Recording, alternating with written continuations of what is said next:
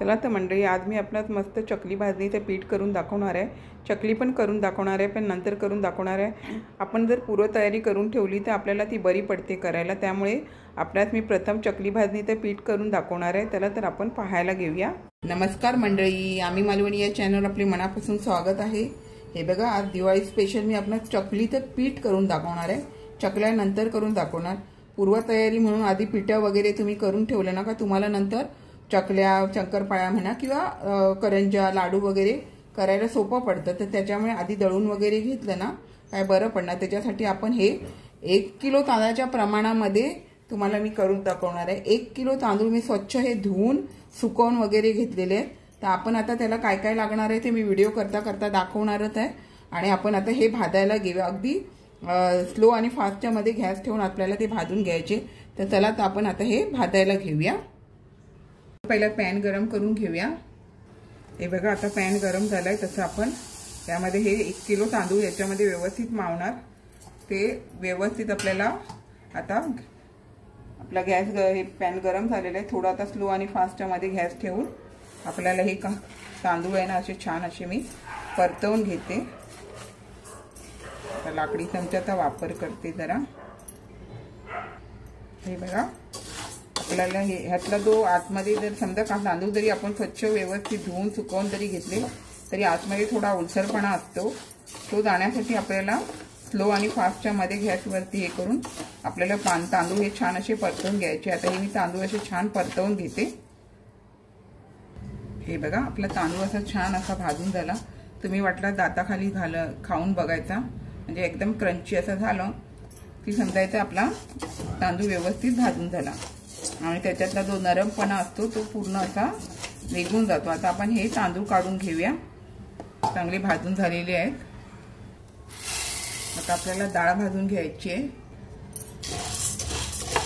हे जे मी तांदूळ आता 1 किलो घेतले, हे जे बाकीचे सगळं जे प्रमाण आहे ना मी आपणास डिस्क्रिप्शन बॉक्समध्ये नक्की लिहून देईन। आपण डिस्क्रिप्शन बॉक्स चेक करा। आणि 500 ग्राम तांदळाला पण किती लागतात ते त्याचं पण मी प्रमाण देईन। म्हणजे काही म्हणजे कामावर जाणारी लोक जास्त करत नाही, त्यांच्यासाठी ते प्रमाण पण ठीक होईल। त्याच्यामुळे मी दोन्ही प्रमाण डिस्क्रिप्शन बॉक्समध्ये लिहून देणार आहे। आता आपण ही डाळ व्यवस्थित भाजून घेऊया। हे बघा, डाळ पण छान भाजली गेली। जरा तांबूस कलर आला डाळीला। आता आपण ही काढून घेऊया। आता आपण मुगाची डाळ भाजायला घेऊया। हे बघा, थोडासा जरा वेळ लागतो भाजायला। थोडा गॅस फास्ट करून घेऊया आणि डाळी भाजून घेऊया। आणि डाळी आहेत ना ही मी कपड्याने पुसून घेतल्या। तांदूळ आपण स्वच्छ धुवून घेतो, पण डाळी कपड्याने पुसून घ्यायच्या। मग त्यातली जी पावडर वगैरे असते ती कपड्याला लागून जाते। आता ही मी मूग डाळ भाजून घेते। हे बघा, एवढीशी ती मूग डाळ पण भाजायला बराच वेळ लागतो। हो, मूग डाळ भाजायला जरा जास्त वेळ लागतो। हे बघा, छान असा तांबूस कलर आला ना। हे बघा, कलर पण मस्त दिसतोय। आता आपण काढून घेऊया। आता आपण भाजूया उडदाची डाळ। ती पण थोडासा गॅस फास्ट करूया, कारण ज्या छोट्या छोट्या गोष्टी असतात ना त्याच बनायला वेळ लागतो। म्हणजे आता त्याच भाजायला जरा वेळ लागतो। त्याच्यामुळे थोडा गॅस फास्ट करूया जरा, अजून थोडा। आणि डाळ आपण आता आणि परतत राहायचं व्यवस्थित, जेणेकरून नुसती एका बाजूला लागली गेली नाही पाहिजे। त्यामुळे आता ही उडदाची डाळ छान अशी मी परतून घेते। हे बघा, उडदाची डाळ पण छान भाजली गेली, छान कलर बदललाय। आता आपण ती काढून घेऊया। आता आपण पोहे भाजून घेऊया। हे बघा, पोहे भाजताना गॅस फास्ट नाही करायचा, स्लो आणि फास्टच्या मध्येच ठेवून आपल्याला हे परतवून घ्यायचे, थोडा त्यातला कुरकुरीतपणा येण्यासाठी। तर हे मी छान असे परतवून घेते। हे बघा, पोहे पण आपले छान असे भाजले गेले, एकदम असे कुरकुरीत झालेले आहेत। हे बघा, चटका बसतोय। हे बघा, छान असे कुरकुरीत झालेले आहेत। आता आपण हे काढून घेऊया। हे बघा, आता आपल्याला साबुदाणा भाजून घ्यायचा आहे। थोडासा स्लो आणि फास्टच्या मध्ये आपल्याला हे परतवून घ्यायचे। छान असे आपल्याला फुलवून घ्यायचे। आता हे मी छान व्यवस्थित असे फुलवून घेते। हे बघा छान असे आपण आता साबुदाणे फुलवून घेतले स्लो आणि फास्टमध्ये.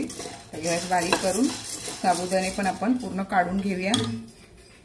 हे बघा आता आपल्याला धणे भाजून घ्यायचे मस्त असे. थोडा गॅस आता फास्ट करते आणि आपण धणे भाजून घेऊया. पूर्ण प्रमाण आहे ना डिस्क्रिप्शन बॉक्समध्ये लिहून देणारच आहे. हे धणे कसे हिरवट आहे थोडासा कलर बदल्यापर्यंत आपल्याला हे भाजून घ्यायचे. हे बघा धण्याचा असा छान कलर बदलला. आपल्याला करपवायचे नाही नाहीतर त्याचा ते सुगंध असतो फ्लेवर असतो तो निघून जाणार करपलात तर. आता हे मी काढून घेते. आता आपल्याला ह्यामध्ये बडीशेप भाजायची आहे. ही बघा कच्ची बडीशेप आहे आणि ही बारीक आहे बडीशेप मी आणलेली त्यामुळे ती लवकर भाजली जाणार. तर मी फास्ट गॅस करत नाहीये बारीक गॅसवरच भाजून घेते. हे बघा बारीक गॅसवर पण ही बारीक असल्यामुळे लवकर भाजली जाते. तर आता ही काढून घेते.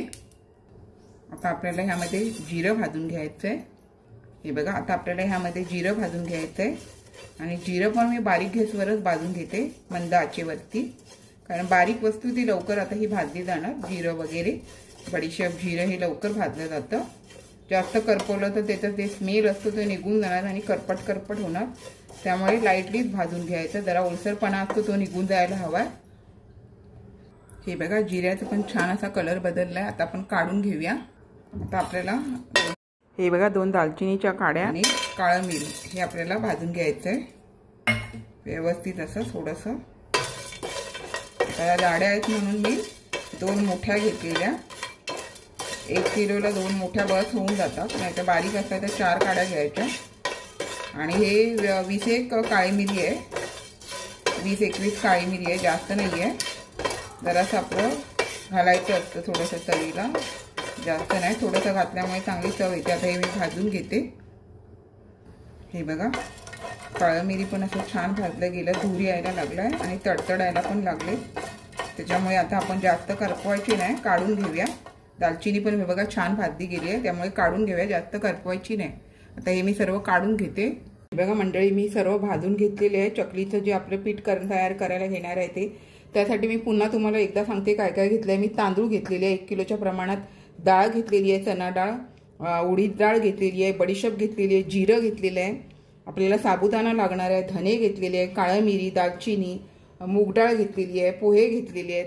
हे एवढं मी सर्व प्रमाण जे घेतलेलं आहे ते एकदम परफेक्ट आहे.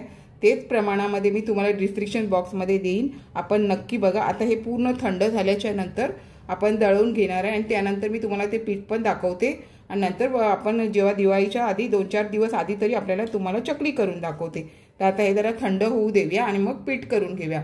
घरघंटीवरती दळायला देताना तुम्ही दालचिनी आहे ना अशी तोडून द्यायची नाही तर घरघंटीवाल्यांची चाळणी तुटायची शक्यता असते.